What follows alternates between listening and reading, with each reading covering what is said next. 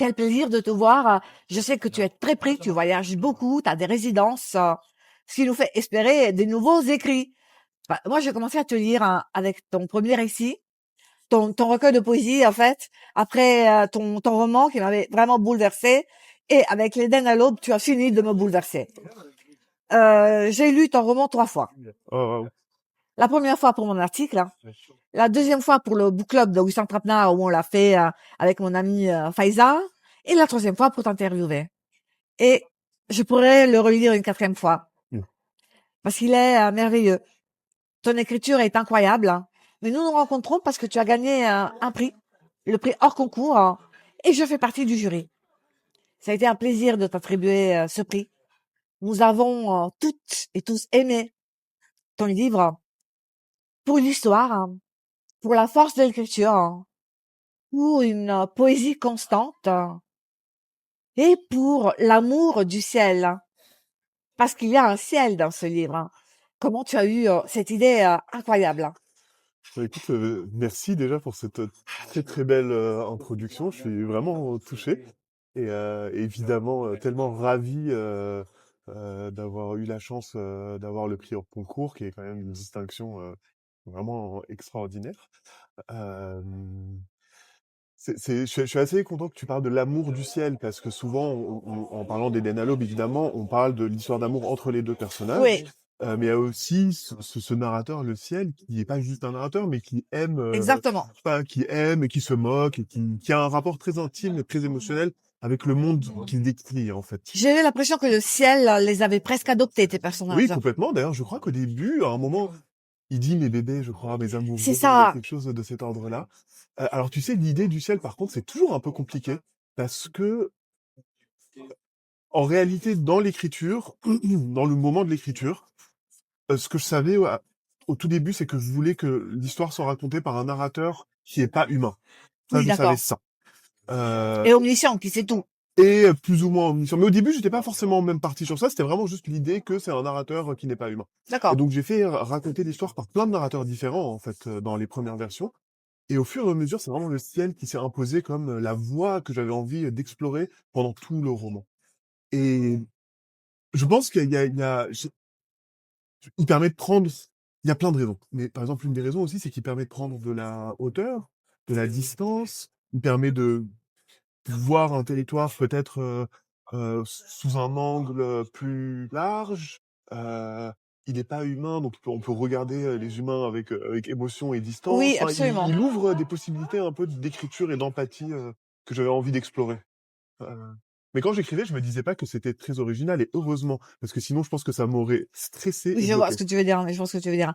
Bon, nous, on l'a trouvé particulièrement original, et surtout parce que ce ciel est vraiment un personnage, hein.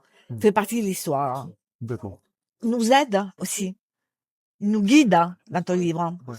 Et cette fonction, quand tu sais, l'ayant relu, comme j'ai dit plusieurs fois, ce sont les détails qui me restent maintenant. Et tous les détails des dialogues, hein. Ton histoire qui a aussi un peu une mille et une nuits, en quelque sorte, hein. Qu'est-ce que tu as voulu dire dans ton histoire où tu fais répéter les histoires à l'un de tes personnages, hein? Ouais. Oui, en fait, le personnage d'Isaac, qui est un gardien de nuit dans un hôtel de Oui, Jérusalem, rencontre Gabriel. Bon, ils tombent amoureux clairement l'un de l'autre, mais bon, ils se courtisent, en fait. Et la manière dont la cour se oui, déroule, c'est Isaac qui raconte des histoires sans arrêt à Gabriel, des histoires sans queue ni tête, un peu oui. folkloriques, mais bon, C'est toute la vraiment nuit. la parole, hein. Oui, oui, lui, il séduit par l'autre par la parole. Euh, je pense quand on est écrivain, on a forcément toujours au fond de nous, Hmm. une croyance quand même que la parole, l'écrit et la parole peuvent quelque chose. Et je trouvais ça intéressant de voir ce que ça pouvait dans cette session un peu longue, en fait, finalement, de drague, tout simplement, Oui, mais qui passe par du des drap récits. comme on l'aime quand même. Moi, j'adore. Ouais, ouais, moi j'aimerais bien qu'on me fasse ça, mais vraiment qui passe par des récits qui sont racontés. À un moment, Isaac dit, en fait, pense qu'il lui raconte des histoires juste parce qu'il veut que l'autre garde ses yeux sur lui. Absolument. Il y a vraiment ce truc de l'attention aussi. Finalement, capter le en tant regard, qu'écrivain oui, aussi, on est ça va quelque part, on aimerait, on espère pouvoir capter le regard, l'attention d'un lecteur ou d'une lectrice au moins quelques pages. C'est vraiment, c'est aussi, ça dit quelque chose sur ce que c'est que raconter une histoire, je pense. tes deux personnages principaux, en dehors du ciel, sont très proches et en même temps très différents. Qu'est-ce qui fait cette différence? Alors, c'est vrai que, en fait, je pense que l'Eden Halo, il est beaucoup construit sur des binarités, Ouais, parfois un peu malgré moi, dont je me suis rendu compte après l'avoir fini. Mais voilà, il y a des minorités dans les deux. Il y a toujours une question de deux villes. Il y a le jour et la nuit. Il y a Isaac et Gabriel. Alors déjà, ils sont différents par leur art. C'est-à-dire que, comme on absolument. a dit, Isaac, c'est le conteur. Mmh, Gabriel, c'est le dessinateur. Donc en fait, pendant tout le moment, on parle beaucoup de Gabriel qui oui, parle, mais en oui, fait, Isaac dessine, pardon, d'Isaac Isaac. qui parle, mais Gabriel dessine aussi. Donc ils sont, il y a cette distinction entre eux deux. Ils sont tous les deux plus ou moins de Jérusalem. C'est pas Mais non c'est pour plus, ça que je te dis, tous les deux, l'art, même si c'est pas la même, hein, ouais, ouais. tous les deux devraient avoir la même culture et pourtant, Et oui, oui. Bah, ils viennent pas tout à fait de la même classe sociale aussi. c'est ce tout à fait qui Ouais, fait toute la ouais, différence, hein. ouais, ouais, ouais, ouais. Mais tu sais, il y a une question toujours, moi, que j'aime bien dans les romans, dans les personnages de romans.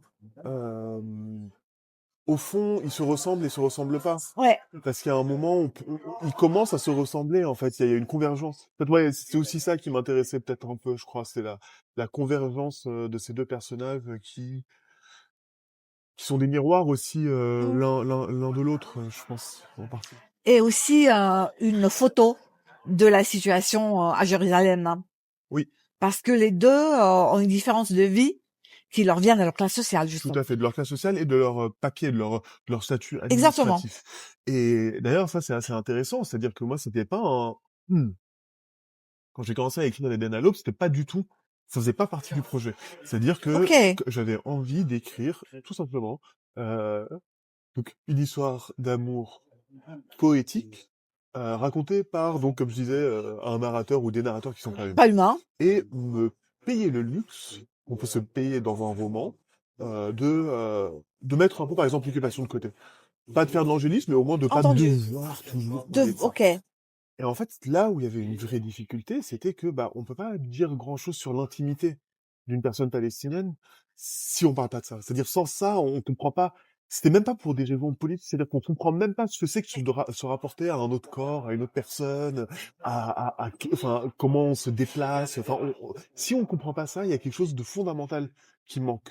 Et donc ça, c'est venu dans un deuxième temps où je me suis dit mais comment je peux raconter cette histoire, comment on peut comprendre un peu de ces personnages si on comprend pas, ne serait-ce que comment ils se déplacent sur un territoire. Absolument. Parce que l'amour, comme la connaissance, comme la vie, c'est aussi le déplacement, c'est-à-dire comment on va d'un point A à un point B. Et il y a des déplacements plus ou moins fluides dans le monde et dans ce petit coin-là aussi. Et donc, J'y suis allée, mais il y a très longtemps. ouais. Mais tu sais, il y a cette question finalement, finalement, c'est presque devenu, c'est pas du tout un roman sur l'apartheid. Non, Mais mais enfin, quand comment même dire? aussi. Comment Si je aussi. parle de Paris, il se peut que je montre le Tour Eiffel, hein. Ouais, Et moi, je pense que quand on a un décor et qu'on décrit un décor, ça devient forcément un roman sur les lieux. Et les lieux sont politiques. Il n'y a rien à tout faire. à fait. Tout est politique, c'est sûr, c'est sûr. Oui, mais tu vois, par exemple, j'aurais pu, mais c'était pas possible pour celui-là. Comme je disais, décider, ok, bah je vais les mettre juste, je vais pas les faire bouger, par exemple. J'aurais Très pu faire bien. ça, si tu veux. Tu vois, genre, me dire, ok, je vais les mettre dans cette ville à ce moment donné et réduire et du coup me enlever tout le reste. Mais c'était pas possible. Enfin, je sais pas, il y avait quelque chose qui manquait de profond Tu sais, tu dans ça. décris des checkpoints, hein, on va pas divulgacher, hein, mais il y a les checkpoints, Oui, hein. Et à un moment, il y a un checkpoint pas sympa du tout. Bah, les checkpoints ne sont pas sympas du tout en général, hein. mais celui-là, oui. Celui-là est particulier. Mais moi, je les ai vus, les checkpoints. Et on peut pas faire abstraction de ça quand on décrit cette terre-là. On a voulu dire aussi de ton roman qu'il a été écrit avant le 7 octobre. Et pourtant, les conditions étaient déjà celles-là. Oui, oui, oui, tout à fait. Je pense que quand on dit qu'il a été écrit avant le 7 octobre, c'est aussi pour, peut-être, parce que c'est vrai que le roman ne parle pas de la période dans laquelle on est, en fait, de ces Non, 3 dernières années.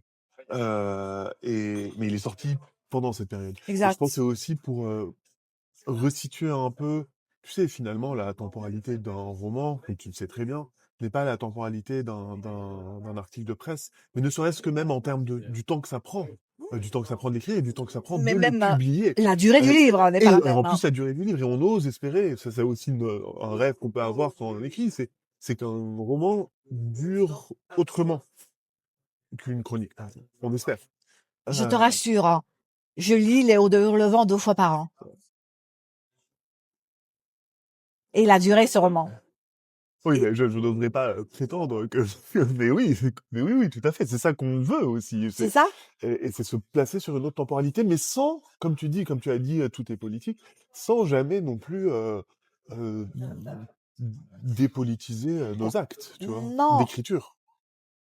Alors, que ce soit clair, ce n'est pas un roman qui veut signifier des thèses, ou définir le bien et le mal. D'ailleurs, le ciel ne le fait pas, justement. Ouais, Ton narrateur raconte ce qui se passe, hein, et c'est le lecteur qui est forcé de se poser des questions.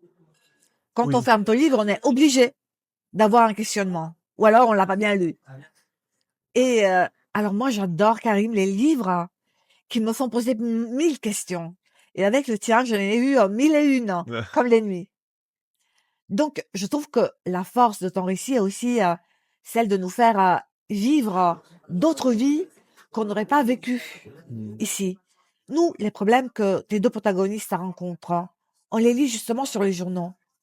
Les voir incarnés par des personnages qu'on suit pour un temps un peu plus long. Dans un livre, ces problèmes-là deviennent un peu les nôtres. Et c'est en ça que ton livre devient politique. Mais politique avec un P majuscule, dans le bon sens du terme. Qu'est-ce que tu voudrais que le lecteur, après la lecture de ton livre, garde de tes mots et de ta poésie? ah, c'est une très belle question. C'est une très belle question et c'est une question très difficile. Hem, Parce que tu n'as tu pas s encore vu la prochaine. oh là là, oh là là.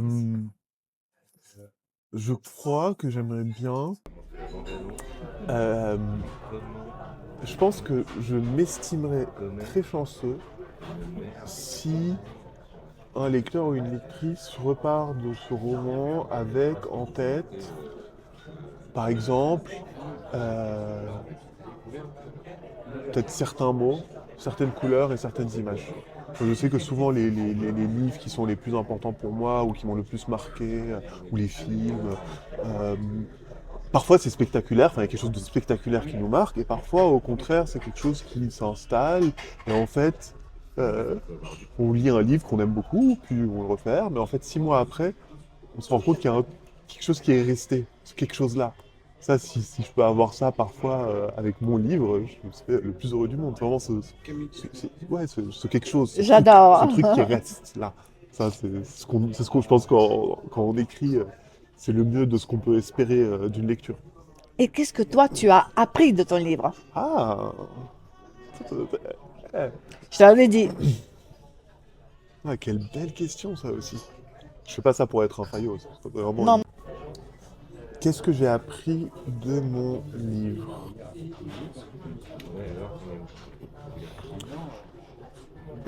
Bah, pour moi, l'écriture, je pense que pour beaucoup de gens, c'est une pratique. C'est vraiment une pratique au sens de c'est quelque chose qu'on fait avec une certaine discipline. Et on n'a pas, moi, je n'ai pas l'écriture infuse. Elle vient, elle se fait. Je me trompe. J'apprends en écrivant, je me corrige. Un livre n'est que le résultat de toutes ces corrections. Parce qu'on a la chance d'être corrigé par soi, par ses lecteurs et Bien lectrices, sûr, par hein. ses éditeurs et éditrices. Donc chaque livre, pour moi, c'est un apprentissage. C'est vrai que je pense que l'Éden à l'aube, ça m'a donné quelque chose. Peut-être parce que c'est un deuxième roman. Oui. Où je, je vois que je sais un peu plus rapidement ce que je cherche à faire. La voix que tu vas prendre, d'accord. Un peu. Ouais, ouais, c'est vraiment ça en fait. J'ai l'impression. de voir un peu quelle voie j'ai envie d'adopter dans un livre beaucoup plus vite qu'avant. Et je pense que ce que je te disais au tout début aussi sur la recherche du narrateur qui a eu lieu dans l'Éden à l'aube, ça m'a donné ça. Et puis aussi finalement, c'est quand même un livre bon, qui a une forme assez particulière. Oui, c'est vrai. Et le fait qu'il ait pu être reçu comme tel, je pense que ça m'a aussi donné confiance dans l'idée que je peux continuer à m'amuser avec les formes, je crois. Et nous, on a très envie que tu continues de t'amuser avec les formes. Parlons un peu du prix hors concours. Ce prix hors concours, moi j'étais contente que ça soit pour toi, mais je dois admettre qu'aussi ta maison d'édition me plaît énormément. Les éditions Elisade, je les ai découvertes avec ton premier roman. Je suis allée en arrière, après j'ai lu le précédent, le recueil. Mais le premier livre des éditions Elisade, c'était ton premier roman qui est maintenant en poche, je crois. Ouais. Donc on peut te lire aussi en poche sur ton premier livre. Comment tu as choisi cette maison d'édition et qu'est-ce que ce prix t'a apporté? Alors, deux questions. Je vais essayer d'être assez rapide parce que. Mais alors, donc Elisade, c'est une maison d'édition qui est basée entre Paris et Tunis. Elle a été fondée par Elisabeth Daldoul en Tunisie et elle a comme but, je Ligne dirais, éditoriale. comme ligne éditoriale de constituer un catalogue d'écriture du pourtour méditerranéen, notamment du sud méditerranéen, en français. Donc Oui. il y a vraiment une installation d'expression française dans cette maison. Moi, je connaissais Elisade avant de publier Tu chez sais, on eux. est à la fin de la semaine de la francophonie, donc Oui, tout à fait, tout à fait. Donc, moi, je connaissais Elisade avant de publier chez eux, parce que j'aimais beaucoup leur poche, notamment. Parce qu'elles avaient aussi, à l'époque, enfin, elles le font toujours, mais republié ouais. beaucoup d'écrivains et d'écrivaines du Sud en Maintenant j'en ai poche. beaucoup, hein. Ouais, mais Maintenant elles oui. sont géniales, les poches d'Elisade Oui, sont oui, superbes. absolument. Enfin, Et ils sont beaux. ils sont beaux, non, mais c'est une maison extraordinaire, Elisade. Et il y a plusieurs années maintenant, hein, en fait, j'ai été contacté par Elisabeth Daldoul, qui avait lu un article que j'avais écrit sur la déchéance de nationalité. Donc D'accord. Ah oui, oui, bah oui. 2015 J'ai ou un vague 2016. souvenir. Qui, euh, et qui avait beaucoup aimé Disons que l'article. j'aurais pu signer ton article. Et, et donc elle avait beaucoup aimé l'article et elle m'avait contacté pour. Je trouve même le geste extraordinaire. Elle m'a contacté, elle m'a dit j'ai Oui, beaucoup c'est aimé beau. l'article. Est-ce que vous avez déjà écrit de la fiction? Est-ce que c'est quelque chose que vous faites? Si vous avez un manuscrit, je serais ravi de le lire. Ah, Génial. c'est incroyable. Et moi, moi, j'ai toujours voulu écrire. Mais je me disais toujours, bon, dans 10 ans, 15 ans, 20 ans, j'oserais envoyer un manuscrit à Oui, mais on quelqu'un. se dit souvent on a le temps. Et là, je me suis senti autorisé à écrire par ce message. Et donc depuis, voilà, mes romans sont parus chez Elisade. En plus de ça, le travail éditorial avec les éditrices, du coup, Elisabeth Dalloul et Vanessa Pécassin Je est les admire extra, énormément. il est Oui, génial. Mais même l'artisanat du texte, il est super. L'accompagnement, tu vois, il est tout à fait. formidable. Le choix de l'indépendance et le choix géographique, il est superbe. Enfin, c'est vraiment une maison magnifique. Et le prix hors concours, moi aussi, moi je te rejoins. Je suis évidemment hyper fier pour les Del Allo, enfin, vraiment très content pour tout ce que ça permet pour les Del Allo, mais j'en suis d'autant plus fier que c'est quelque chose qu'on obtient ensemble avec Elisade. Et je pense d'ailleurs, c'est ça, en réalité, c'est ça la force du prix aussi. Oui, C'est-à-dire que c'est un prix qui oui. récompense un C'est la raison de texte, la question au voilà. couplet. Et en même temps, ça permet de réfléchir euh, aux circulations des maisons d'édition indépendantes, à leur visibilité, à comment les soutenir de fait, parce que tout le monde trouve ça génial, les maisons indépendantes, mais en réalité, personne ne fait le travail qu'il faut pour les soutenir. Enfin, si, bien Oui. sûr, les libraires le font, il y a plein de gens qui le font, mais disons que le fait qu'il y ait un prix, ça permet aussi de soutenir l'édition indépendante, comme le font les libraires, les Oui. médiathèques, etc. Enfin, ça vient renforcer et mettre en valeur ce travail de fourmi que tout le monde fait ensemble pour l'indépendance de l'édition. Je te remercie d'avoir dit ça parce que c'est vraiment important Ouais, pour ouais, moi. mais, Maintenant, on parle 2 secondes de toi. Quel lecteur es-tu? ah, ah, Eh ah, ben, mais, on n'échappe pas à cette mais, question. mais le truc, c'est que je suis un lecteur total, c'est-à-dire que je lis tout le temps. Moi Euh, aussi. et écoute, quel lecteur suis-je? J'aime tout. Il y a très peu de choses. Enfin, j'aime tout, j'aime lire de tout. Euh, j'ai une grande curiosité pour la littérature en général. Tu sais, alors, moi je dis souvent, et je pense que j'ai raison, que si on écrit, c'est parce qu'on lit.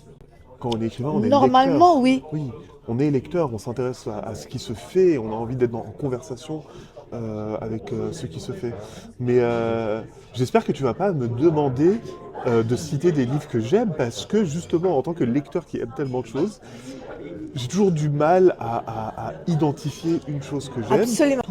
J'adore aussi bien, on va dire, la littérature contemporaine que les romans Ou médiévaux, les que la classiques, exactement. science-fiction, la fantasy. Enfin, Moi aussi. tu vois, tant C'est que c'est ma- bien fait, Mes lectures j'adore. sont non genrées, Absolument, vraiment. absolument. Il Oh, n'y a pas de absolument. barrière de Non, non. non, bah c'est c'est un polar, Ouais, ouais, c'est une non, non, non, sous-catégorie, on ne le lit absolument pas. pas. Je suis pareil, hein. Et pour toi, qu'est-ce qu'elle peut la littérature aujourd'hui? Je sais pas. Je pense. Voilà, là, on fait cet entretien dans un moment vraiment, voilà, on n'en va pas parler, mais un moment qui est très, très, très, très, très difficile, comme on le sait tous, qui est Absolument. vraiment, vraiment, vraiment affreux. Euh, que peut la littérature Je pense que c'est la question qu'on se pose tout le temps. Moi, la réponse que j'ai souvent en ce moment, mais je change d'avis tous les jours, c'est que je sais qu'un livre peut pas grand-chose, mais je peux pas m'empêcher de vouloir croire que ça Ouais. peut quand même quelque chose. Moi, C'est- je crois énormément. Ma formation est plutôt gramscienne. Donc, Hmm. j'ai la conviction profonde que la culture peut changer les choses. Et que on s'approprie pas pas du savoir, mais de la connaissance. Oui, oui, oui. Et, euh, et de la vie des autres. Parce qu'en fait, je le disais, pour quelqu'un qui n'a jamais voyagé, lire ton livre le déplace. Et aujourd'hui en particulier, le déplace dans un endroit où il y a une souffrance telle que déjà à parler de checkpoint, il lui donne une idée d'un type de vie. Même si c'est évidemment, comme je le disais, soft. Parce que si on parlait de la Palestine aujourd'hui, on devrait aller beaucoup plus loin et que nous espérons toutes et tous que les choses s'arrêtent, se calment et que ta terre natale devient une terre où on peut aller Mhm. tranquillement, comme moi je l'ai fait. Moi j'ai visité en tant que jeune qui faisait de la politique les jeunes socialistes israéliens et les jeunes socialistes palestiniens à l'époque du Fatah d'Arafat qui était dans l'international socialiste. Et j'avais un espoir, hein. Aujourd'hui cet espoir est un peu meurtri, touché, mais je vais le garder cet espoir, hein. Parce qu'on n'a pas. Pardon, Non, non, je tu peux continues. juste une. Tu sais, sur la question de l'espoir, je te rejoins dans un sens où moi j'ai concrètement, en réalité, là je n'ai pas d'espoir, hein, je suis Non complètement mais je sais, pessimiste, je sais. mais je pense qu'on n'a pas le choix. Moi je On est pense qu'on n'a pas obligé le droit. de. Oui, oui, oui, on n'a pas le droit. On est obligé d'être, de faire. On est obligé de faire en fait. Oui, C'est- tout parce que simplement. si on se dit tel est le monde qu'on a aujourd'hui en 2026, bon, On est tant foutu. pis, on est foutu. Moi, je peux pas me réveiller le matin. J'ai besoin de me dire que les choses, pas forcément comme je les ai vues, mais comme elles peuvent être, un meilleur possible peut arriver. Merci Karim. Merci à toi. Merci beaucoup.